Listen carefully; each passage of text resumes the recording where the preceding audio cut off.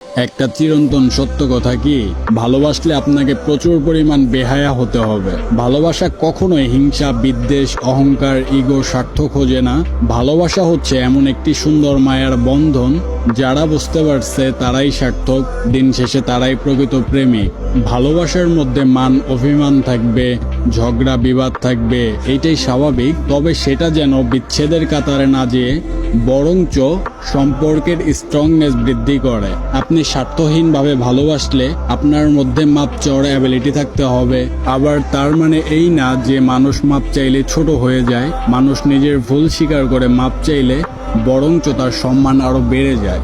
নিঃস্বার্থ ভালোবাসলে আপনাকে কিছু দায়িত্ব কাঁধে নিতে হবে। তাহার মধ্যে উল্লেখযোগ্য মানুষের খেয়াল রাখা, মানুষের মন খারাপ থাকলে তার মন ভালো করে দেওয়া, সে যখন বিষণ্ণতায় ভোগে তখন তার পাশে থেকে তাকে সান্ত্বনা দেওয়া, তার নেওয়া প্রত্যেকটি জটিল সিদ্ধান্তে নিজের মতামত প্রকাশ করা, মানুষটির ছোট ছোট ইচ্ছাকে মূল্যায়ন করা, নিজেদের মধ্যে ভালো একটি বন্ডিং ক্রিয়েট করতে হবে। অতঃপর নিজেদের মধ্যে কমিউনিকেশন ভালো রাখতে হবে।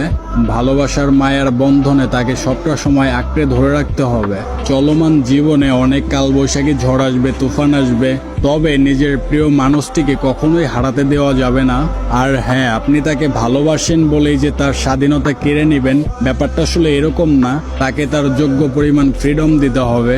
আর এই দায়িত্বগুলো একজনের জন্য নয়, বরঞ্চ দায়িত্বগুলো দুজনের মধ্যে সমানভাবে ভাগ করে নিতে হবে। দায়িত্বগুলো একই থাকবে, শুধু সময় বিবেচনা করে এক একবার এক একজনকে এই দায়িত্ব বহন করতে হবে। আর মনে রাখবেন, প্রবল ইচ্ছাশক্তি, নিজের ওপর দৃঢ় আত্মবিশ্বাস আর আল্লাহ তাআলার উপর ভরসা থাকলে ভালোবাসায় পূর্ণতা নিশ্চিত। সো আজকের ভিডিও টপিক এই পর্যন্তই ছিল।